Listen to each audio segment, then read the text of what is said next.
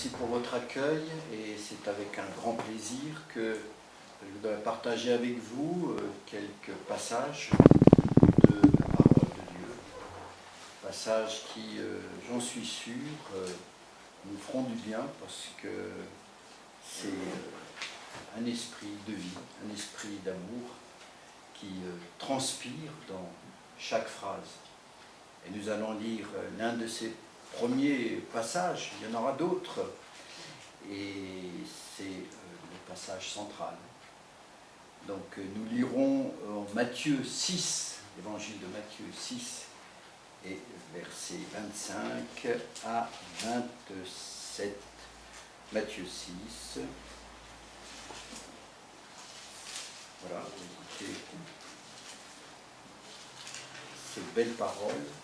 Ne vous inquiétez pas. Ne vous inquiétez pas pour votre vie. Regardez les oiseaux du ciel. Ils ne sèment ni ne moissonnent. Ils n'amassent rien dans les greniers. Et votre Père céleste les nourrit. Ne valez-vous pas plus qu'eux? Regardez, faites comme eux, et ne valez-vous pas plus qu'eux? Les oiseaux. Les oiseaux chantent sous le soleil ou sous la pluie, en plein jour, en pleine nuit, sur une branche ou dans un nid. Les oiseaux chantent en tout temps. Seuls ou en groupe, ils chantent à chaque saison. C'est leur vocation, c'est leur raison d'être. Quelle belle image! Quelle belle image que nous donnent ces oiseaux, rossignols, rouge-gorge et bien d'autres.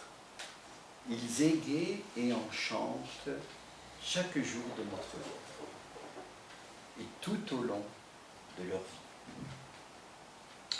Ça me fait rappeler cette anecdote quand mon épouse avait récupéré en partie Louis il y a quelques années grâce à des appareils. Elle était transportée de joie à écouter le crissement des feuilles mortes sur lesquelles on marchait dans la forêt. Et entendre les oiseaux la réjouit, alors que pour moi c'était quelque chose d'habituel, trop habituel. Et son cœur était transporté d'allégresse. Ces petits compagnons qui réjouissent, qui enchantent notre vie tout au long de leur vie. Quel bel exemple que donnent ces oiseaux à l'homme. L'homme maître de la technique, rationnel, maximisateur, appliquant son intelligence à fabriquer, toujours fabriquer. C'est ce qu'appelle le philosophe l'homo faber, que donne un bel exemple, ces oiseaux, à ce homo faber, maître de la technique, maître du monde, mais aussi à l'homo economicus, croyant à la croissance sans fin. L'homo faber qui applique son intelligence à produire sans limite. Dans les années 60, un lourd silence s'abattit sur les campagnes chinoises suite à la politique d'éradication menée par le régime maoïste. Les moineaux avaient totalement disparu des campagnes chinoises. La gaieté s'était envolée, des immenses champs de blé, et les villages gris devinrent un peu plus tristes pour de très longues décennies. De l'autre côté du monde, on se décentre plus à l'ouest de l'Empire du Milieu, et bien dans nos campagnes, il y avait ce que l'on appelait le printemps silencieux, que dénonçait Rachel Carson, une biologiste. Le printemps silencieux dû à l'utilisation massive de DDT. Et il a été interdit d'ailleurs grâce à elle. Vous vous rappelez, sur nos essuie-glaces, vous pouvez traverser la France entière, on ne trouvait plus de... nos pare-brises étaient tout propres, il n'y avait plus d'insectes qui s'écrasaient. Faut-il le rappeler, l'homme créé à l'image de Dieu, pécheur, sauveur par le sacrifice du Fils de Dieu, n'a pas reçu en cadeau la vie et le monde en héritage pour accéder au rang de maître de l'univers, ni à jouer au subtil ingénieur en façonnant à son gré le vivant. La parole de Dieu nous rappelle notre fragilité. Que sert-il à l'homme de gagner tout le monde s'il perd son âme? Marc 8, 36. Faut-il le rappeler? L'homme, simple herbe des champs, simple fleur des champs, simple vapeur d'eau, comme nous le dit l'apôtre Jacques, chapitre 4, verset 14, cette vapeur d'eau qui paraît pour un peu de temps et qui ensuite disparaît. Eh bien, cet homme si fragile n'a pas vocation à devenir le maître de l'univers, le Dieu des armées. Une voix dit « Crie ». Elle répondit « Que crierai-je » ? Crie que toute chair est comme l'herbe et tout son éclat comme la fleur des champs. Ésaïe, chapitre 40, versets 6 à 8. Gloire de Dieu et gloire des champs, l'homme est appelé à se repentir, car sa force, car notre force à faire le mal est sans limite, et on le voit tous les jours. Car notre capacité à inventer le malheur est infinie, et on le voit dans toute notre culture. C'est pourquoi la repentance doit faire partie de notre itinéraire terrestre. Beaucoup de personnes fuient la réflexion, la méditation, la prière. Beaucoup de personnes fuient les questions fondamentales de l'existence. Quel est le sens de ma vie? Pourquoi la mort? Dieu existe-t-il? Entraînés dans une course effrénée, avec la peur de l'échec, avec l'angoisse de l'avenir, eh bien, beaucoup d'hommes sont poussés à remettre au lendemain. Nous sommes poussés à remettre au lendemain, à plus tard, nos réponses à ces questions. Quel est le sens de ma vie? Pourquoi la mort? Dieu existe-t-il? André Malraux disait déjà, on n'échappe pas à Dieu. On n'échappe pas à Dieu. À remettre au plus tard les demandes d'appel à l'aide de notre vis-à-vis, qui parfois peut être notre conjoint, peut-être notre enfant, peut-être notre parent, souffrant. Mais hélas, le plus tard devient un jour le trop tard. Jérusalem, Jérusalem, combien de fois ai-je voulu rassembler tes enfants comme une poule rassemble ses poussins sous ses ailes, et vous n'avez pas voulu. Matthieu, 23, verset 37. Nous pouvons mettre notre nom à la place de Jérusalem. Le Père de toute consolation veut nous rassembler sous ses ailes, nous protéger, nous délivrer, nous épargner et nous sauver. Sommes-nous persuadés? Beaucoup pensent que la foi est inutile pour vivre. Beaucoup pensent que la foi est inutile pour être bien dans son corps, bien dans son esprit. Et pourtant que de belles paroles sont dans ce livre-là, le livre des livres. Belles paroles données par le Christ. Ne vous inquiétez pas. Ne vous inquiétez pas. Regardez les oiseaux du ciel. Le Christ semblable à l'oiseau sacrifié de Lévitique 14, versets 5 à 7. Cet oiseau qui était sacrifié pour purifier le lépreux, vous vous rappelez, et permettre à un autre oiseau de s'envoler dans les champs vers la liberté. Quelle belle image du sacrifice du Christ. Il n'était pas simplement l'agneau de Dieu, mais il était aussi cet oiseau, je dirais, de la liberté.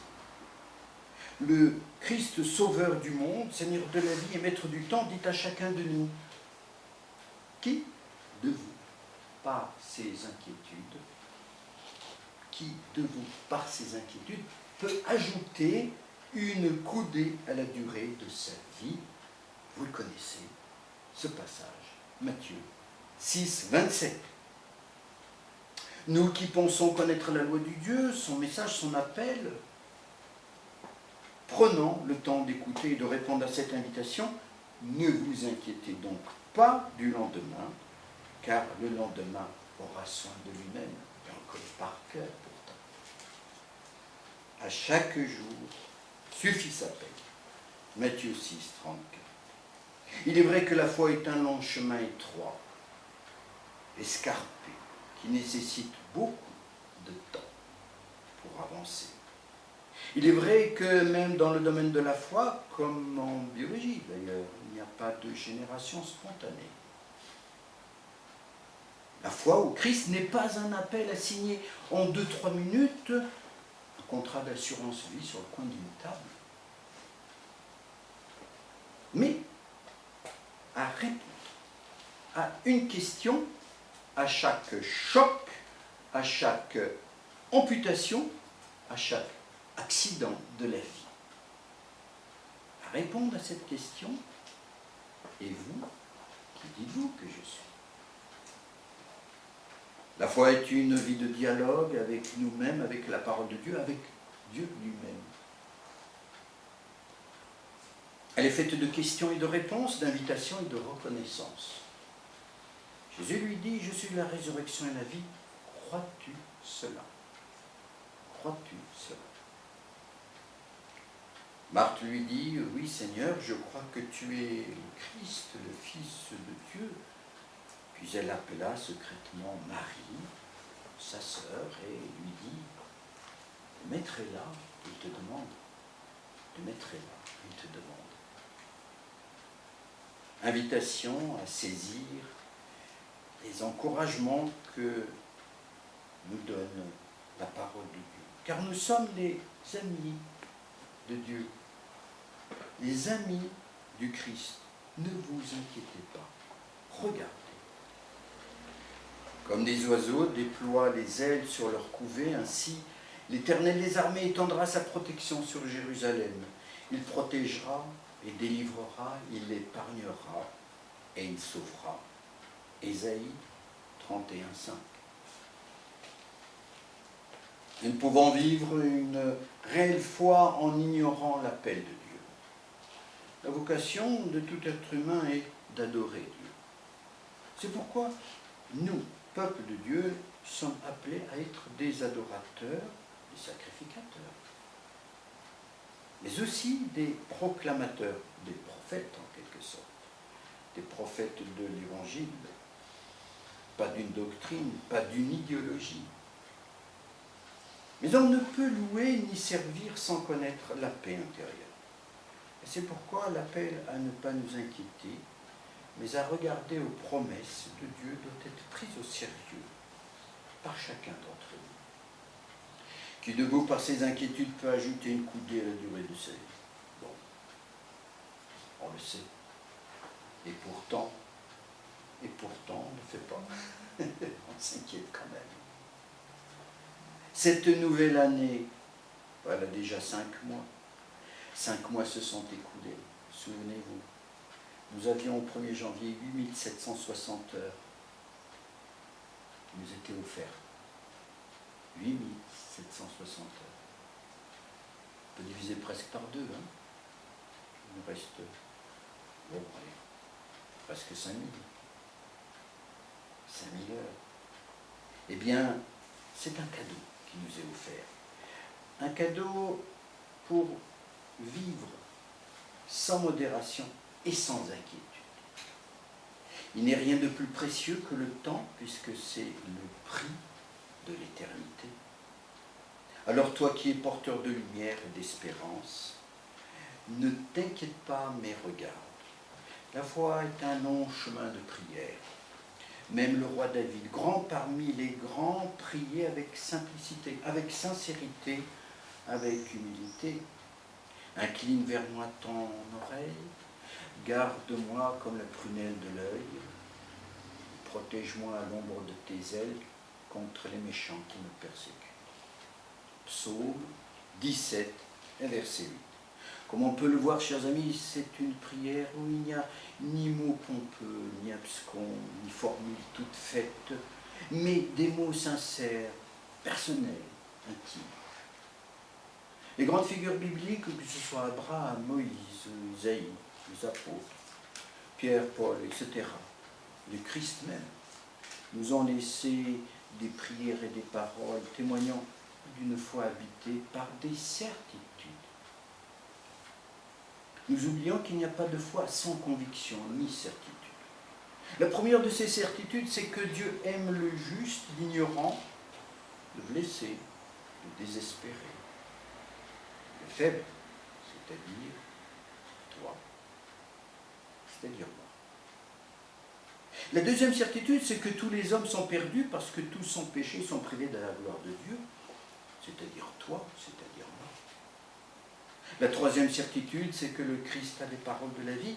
À qui irions-nous? Répondit l'apôtre Pierre, le rappel. La quatrième certitude, c'est que nous ressusciterons tous un jour. Nous arrêterons là la longue liste des certitudes que donne la foi en Dieu. Regardez les oiseaux et faites comme eux. Ils chantent en tout temps et apportent de la poésie, de la douceur à notre vie marquée par trop de souffrances. Je poussais des cris comme une hirondelle. En voltigeant, je gémissais comme une colombe, et mes yeux s'élevaient languissant vers le ciel. Ô Éternel, je suis dans l'angoisse, secours-moi. Seigneur, c'est par tes bontés qu'on jouit de la vie, et c'est par elle que je respire encore. Psaume 38, 14 à 16. Nous pourrons ainsi, tels des colombes, apporter dans ces temps troublés l'espérance et la fraternité, l'espoir, dans un EHPAD ou un hôpital, à l'église ou à notre travail, dans notre famille, dans notre voisinage. La foi est un oiseau qui sent la lumière et qui chante quand le jour n'est pas encore levé. Devant un chemin donc de près de 5000 heures, je dirais, qui nous est ouvert encore, nous sommes invités à nous libérer de toute crainte, d'avoir confiance au Dieu éternel, bienveillant et miséricordieux. Pareil à l'aigle qui éveille sa couvée, voltige sur ses petits, déploie ses ailes, les prend, les porte sur les plumes.